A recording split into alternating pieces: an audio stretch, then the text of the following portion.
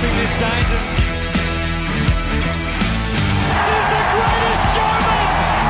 He is floating on air now! He's going to send it back. Dawn, bang! Down he goes. They love it! Hello, and welcome back for the restart of the footy season and the NENBC's multicultural AFL footy panel show. We'll bring you the latest in AFL news, highlights, reviews, and interviews, as well as a special guest for the next 21 weeks COVID-19 virus quarantine and distancing permitting. I am Vanessa Gatica, and I'm joined by my two co-panelists, award-winning Javier Sincang. Hello, And a Vanessa. regular panelist, Gabriel D'Angelo. Like that award-winning Habir Sincang and regular Gabriel D'Angelo. Thank you for making me feel welcome, Vanessa. Welcome. And warm welcome to our new edition and special comments and expert game analyst this year, sports and AFL journalist George Corosios, who we'll be hearing from later in the program. Nice to see you back from your isolation holidays and ready to work. So moving on, after a really strange start and the restart of the footy season, all because of the COVID-19 virus. There was briefly a time that I thought we wouldn't have a footy season at all. Imagine that. Yep. What are your thoughts, Gabriel and Javier, and on the fixture and the changes by the league? Who wants to start? Well, I believe it's fantastic to be back.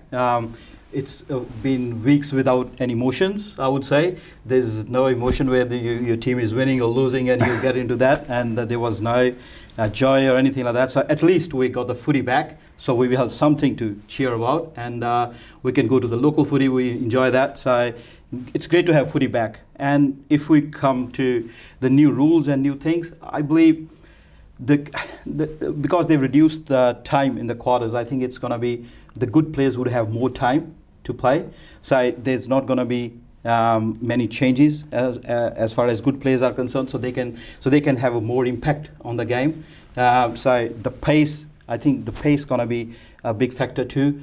And other thing which I think is the huge advantage would be the teams who have won already, and they've taken one step ahead in the round one, because it's going to be very crucial, be it first quarter or maybe the first round or each and every round. It's going to create much more pressure than it used to, I believe, because it's a different format, and it's also like how the players have sort of coped with it, with all the physical and all that isolation, mental health issues and everything. So it's all going to come forward. Let's see what this season's got in for us. Well, yeah, I mean, it's intriguing because the corona restrictions, well, as of today anyway, as of filming, they haven't actually stopped. So we're still social distancing and all that sort of stuff, you know, we're 1.5 metres away and all that sort of stuff. And footy players aren't immune to it. So they still have to do it. In fact, there are some even stricter restrictions on them because footy players, Adelaide Crows in particular, they had a bit of a problem. NRL players had a massive problem with that. So there's still a lot of restrictions, yet they still have to play footy and grab each other and tackle each other. They can't high five or anything like that, but they can grab each other. They can't hold hands and sing, you know, arm in arm after a game after win, but they can still grab each other and tackle each other and all that. That is intriguing, but it's also intriguing to see what the future will bring. Will the changes to the games, you know, the quarters and all that sort of stuff, are they going to continue? Will this be the new sort of way of how footy is going to be played from here on in? I think so, but we'll see what's going to happen. And just touching on what you said, it is sort of like, it's almost like we're restarting again. It's like we're in round one again. So a lot of the teams, and we'll talk about this later on during the program, a lot of the teams that had a really bad start, this is their chance to redeem themselves. They have to, you know, kickstart their campaign a lot better than what they did, my Saints included, but we'll talk about that later, I'm sure. Completely agree in that point. Yep. Tonight, the Tigers play the Magpies from an empty MCG. I assume Richmond is the team to beat this year, and they are up against Collingwood this evening, although both sides have star players out through injury. Which team is going to start better, the Tigers, or will Sub-Zero supporters favour the Magpies? What are your thoughts, Javier? Well, I'll go, as you said, I totally agree. Richmond is still a team to beat. It's going to be very hard. But we've seen, although we don't know in the last game whether Bulldogs played bad or Collingwood played better, we will see that this time when Collingwood is up against the Richmond. So that's going to be a test for them.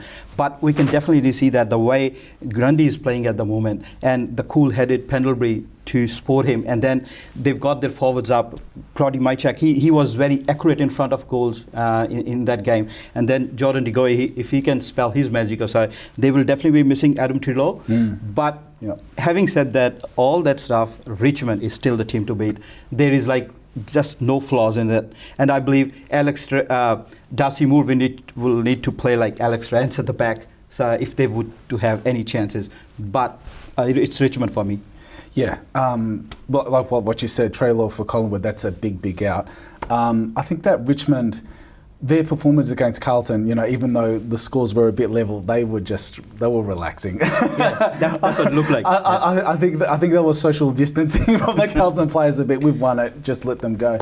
It just seemed like that. Richmond, they're just on another gear. They're on another planet. I think Collingwood are a fantastic team. I think they're very, very good. I think they're one of the teams that are going to be in the top 4 at the end of the season. But Richmond are just that little bit stronger at the moment, and some of their players, Bashir Hooley, one of our guys in the multicultural footy group, he's one of the key players for the Richmond Football Club. But I think he's in doubt for this one, though. He's in doubt, but hopefully he's playing. But he's a fantastic player. We'll love to see him play. We'll love to see Richmond come out of the blocks strongly.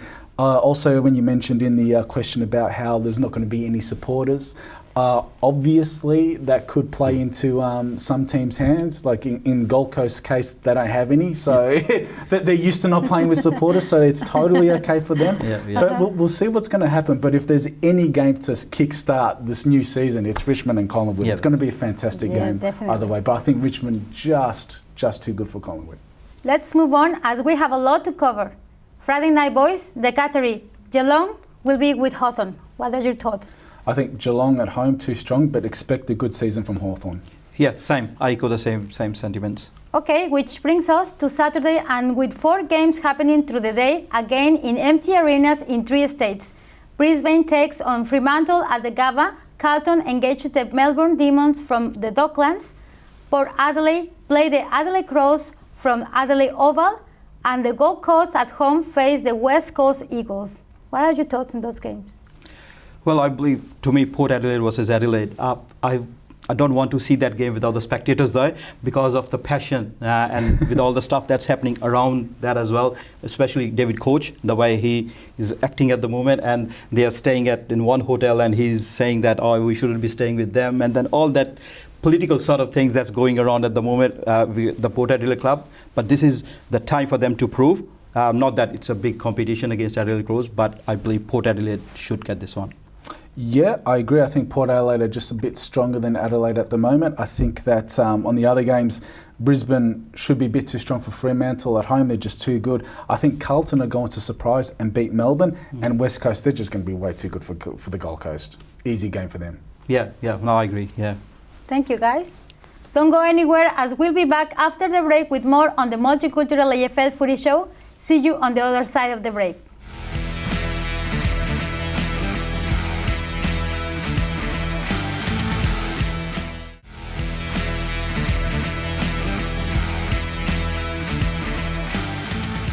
Welcome back to the show.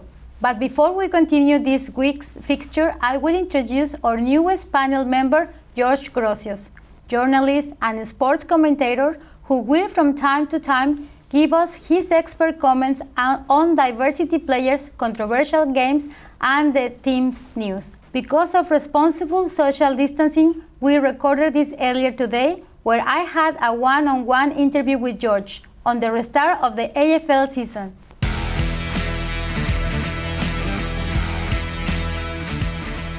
Welcome to the panel, George. I know it's not much of a panel, but due to social distancing, we have to record this earlier. George, how do you see the season panning out with all the changes to the rules and probably soft tissue injuries from the restart? Thank you, Vanessa. It's going to be a unique challenge for all of the teams trying to play out a season that's shortened. Instead of being a 22-round season, of course, it's only going to be 17. So that'll present unique challenges for the clubs. Players have had such a long layoff. They had, of course, the 5-month pre-season. They came back for just the one match. Now they've had another 10 weeks off. So how they can adjust their bodies to that 10-week layoff and then get into the intensity of a new season is going to be very, very interesting to watch over the next few weeks. As we are a multicultural AFL program, I would like to know who from the AFL star multicultural players will do well this shortened season. Any, in your opinion, that stand head and shoulders over the rest? Well, a player that I'll be paying particular attention to will be Aliir Aliir. A very, very interesting story with Aliir. He was born in a Kenyan refugee camp, South Sudanese background. He ended up becoming the first Sudanese player to be drafted into the AFL.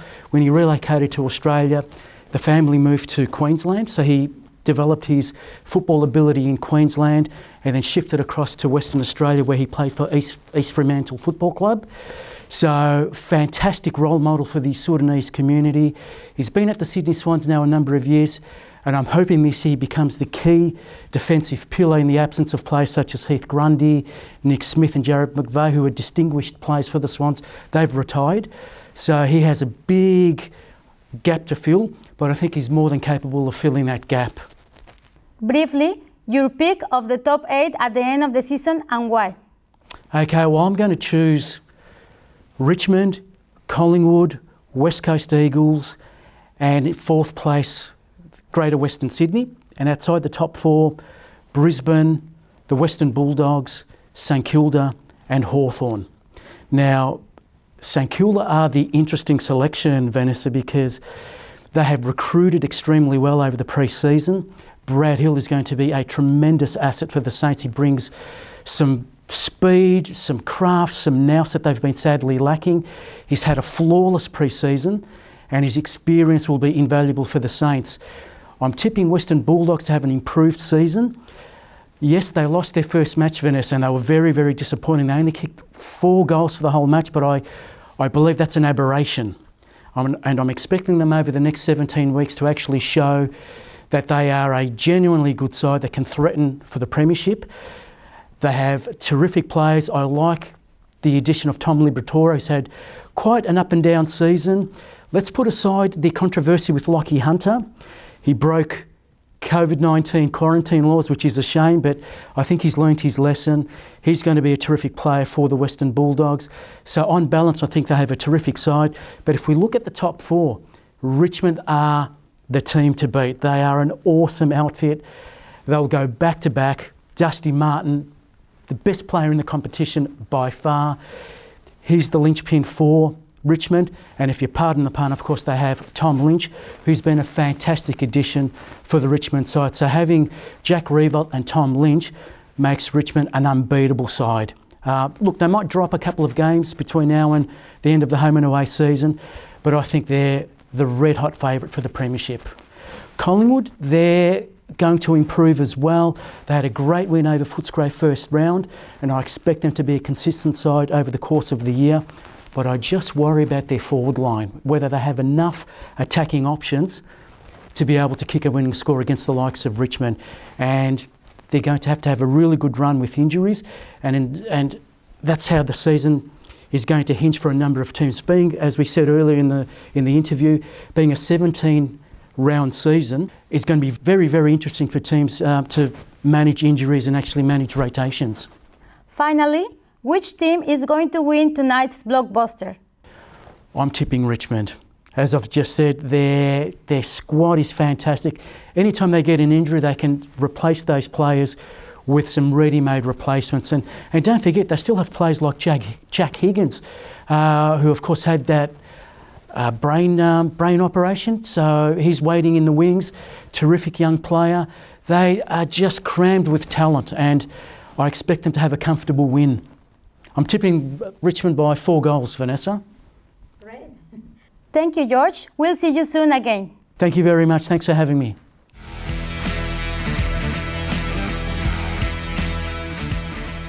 Before we go to a break, guys, is there anything you would like to add to George's comments?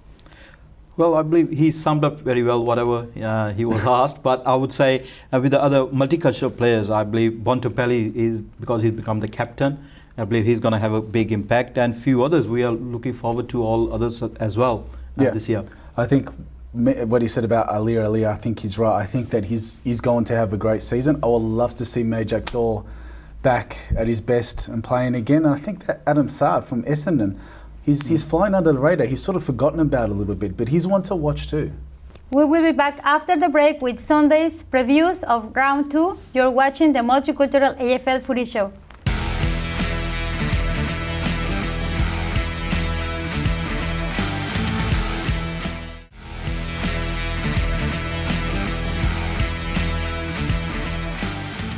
Welcome back. As we continue with the previews of the last 3 games of the second round happening on Sunday, Sydney at home will encounter Essendon.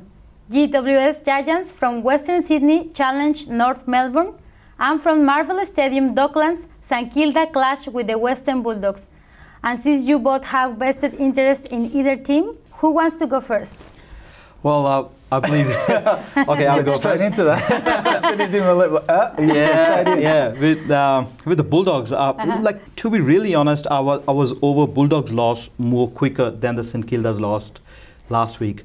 Oh, sorry, last round. Week. Yeah, last round. So what I'm trying to say here is like the way St Kilda has sort of gelled together with Brett Ratton coming in, and then Bradley Hill and Joe Ryder, the way he's come in, and then you got at front Rowan Marshall, he's doing good job. So I expect they did do good, I would say, as far as the game is concerned. I really wanted them to win that game because it would have been huge getting that first win under their belt.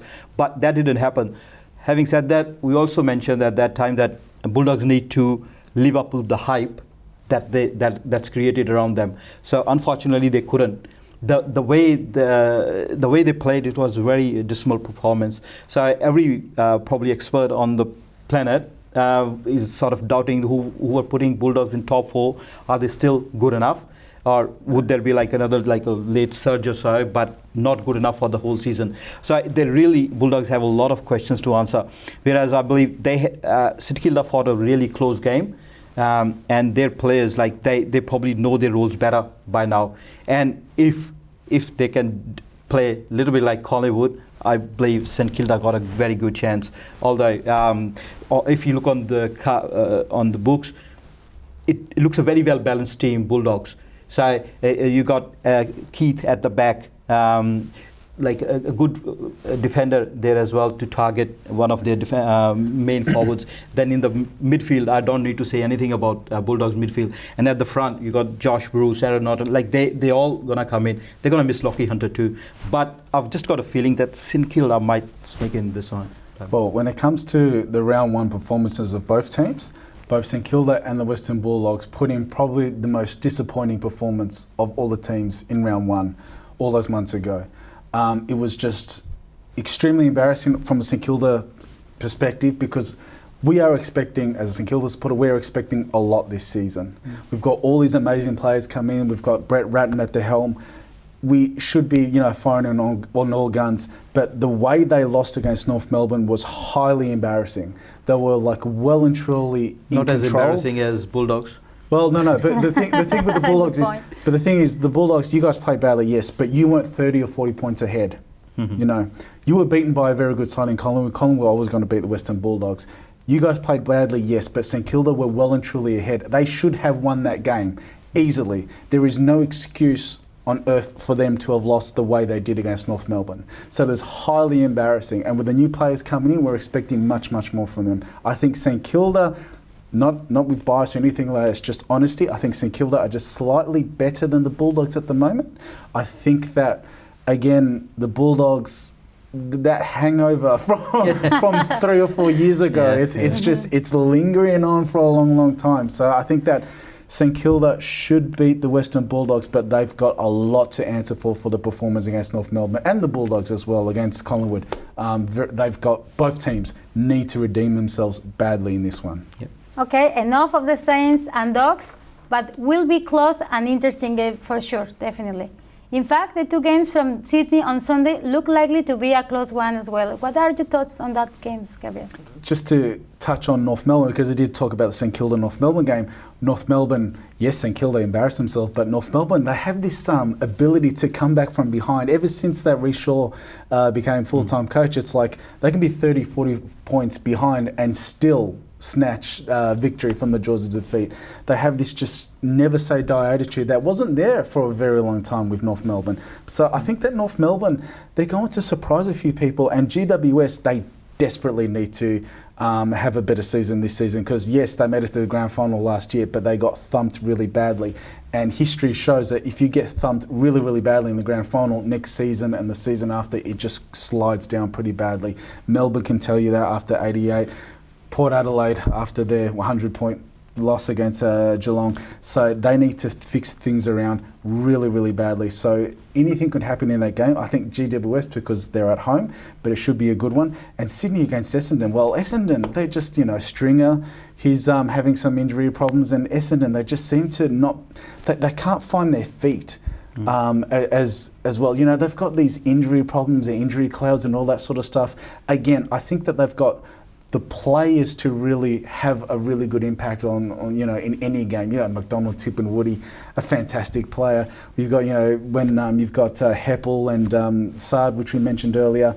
There's also the stuff that's going on behind the scenes with the Joe Danaher saga and all that. It's just going on and on and on. It's just like Essendon can't find the right formula to just move on from whatever's happening. So, and Sydney, they're just humming along quite well. I think they're going to be too strong for Essendon. We mentioned earlier, I think he's going to have a fantastic season and he'll have a good game too. So I think Sydney, for me, going to be too strong, and GWS, only because they're at home, I think they might be just a bit too good for the Kangaroos, but they could make a surprise.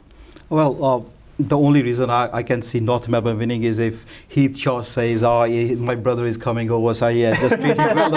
That's the only reason. Otherwise, I don't see GWS going down to North Melbourne, because I think they got a big wound in them, like losing that grand final, and this time they're going to come in hard. And all I'm hoping for is this isolation period has a good impact on their mental health and all that kind of stuff.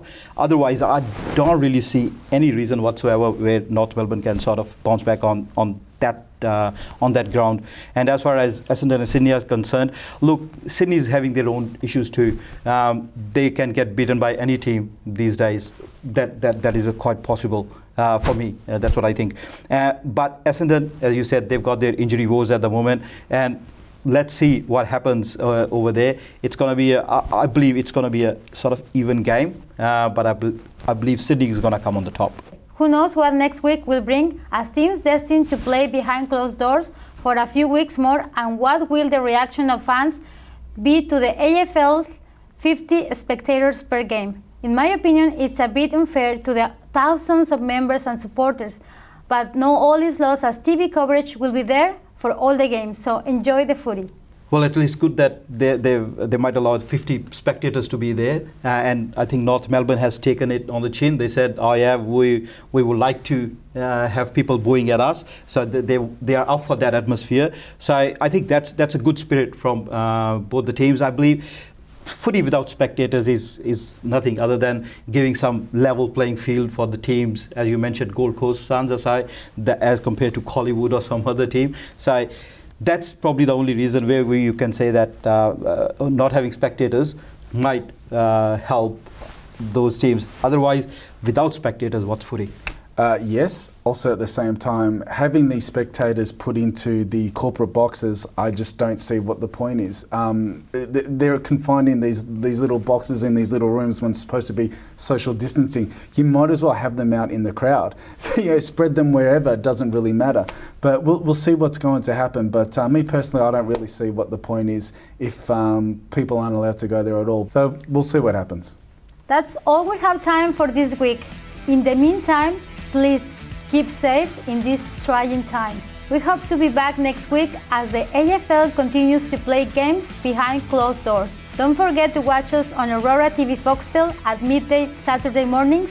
Also listen to the NEMBC radio podcast and the AFL news in 8 languages on select national multicultural radio stations and through the CRN network. and our weekly tips selection. I'm Harbeer Singh. I'm Gabriel D'Angelo. And I'm Vanessa Gatica. Thank you for watching. See you next week.